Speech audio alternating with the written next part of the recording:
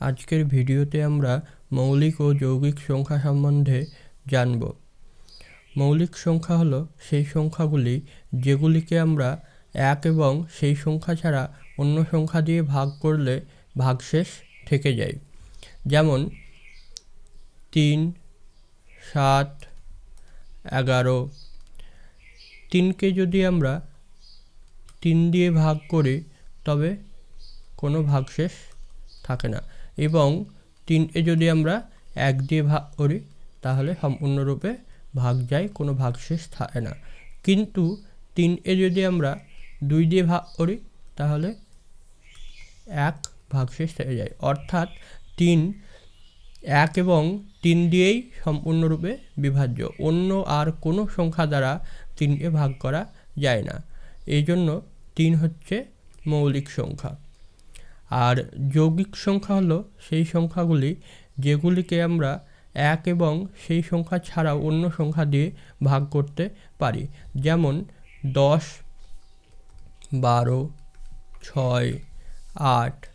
আমরা দেখব 10-কে 2 দিয়ে ভাগ করলে 5 দুগুণ 10 সম্পূর্ণরূপে বিভাজ্য। 10কে 5 দিয়ে ভাগ করলে 5 দুগুণ 10 সম্পূর্ণরূপে বিভাজ্য, অর্থাৎ এক্ষেত্রে কোনো ভাগশেষ থাকছে না। এবং আমরা দেখলাম 10কে 1 এবং 10 দিয়ে তো ভাগ যাবেই, তাছাড়াও 2 এবং 5 দিয়ে ভাগ যাচ্ছে, অর্থাৎ 1 এবং সেই সংখ্যা ছাড়াও অন্য সংখ্যা দিয়ে সম্পূর্ণরূপে ভাগ যাচ্ছে, অর্থাৎ 10 হচ্ছে যৌগিক সংখ্যা। এবার আমরা এক অঙ্কের মৌলিক ও যৌগিক সংখ্যাগুলি দেখে নেব। এক অঙ্কের সংখ্যাগুলি হলো 1, 2,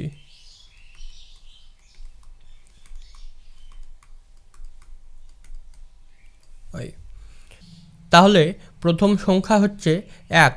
1কে শুধুমাত্র 1 দিয়েই ভাগ করা যায়, অর্থাৎ 1 মৌলিকও নয়, যৌগিকও নয়।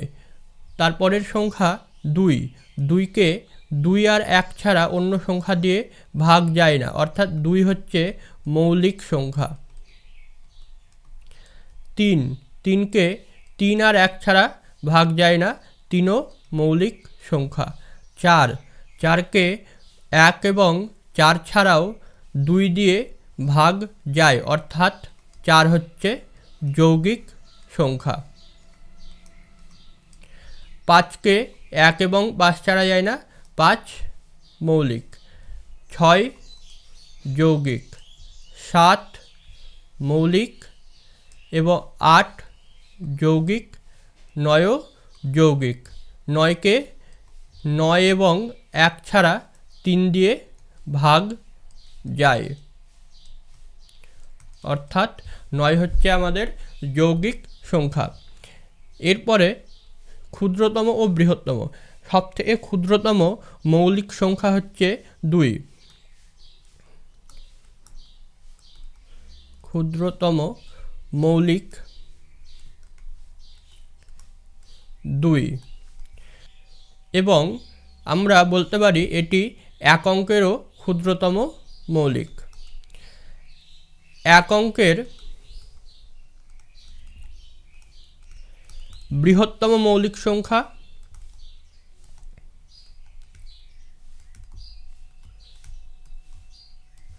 7, এবং বৃহত্তম যৌগিক সংখ্যা 9। এরপরে আমরা 2 অঙ্কের বৃহত্তম যৌগিক মৌলিক দেখব। 2 অঙ্কের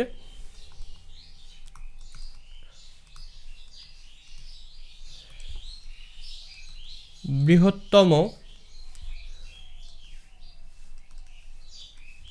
মৌলিক 97। 2 অঙ্কের ক্ষুদ্রতম মৌলিক 11। পরের ভিডিওতে আমরা দেখব কিভাবে ভাগ না করেই আমরা সহজেই বলতে পারি যে কোন সংখ্যাকে কত দিয়ে ভাগ যেতে পারে।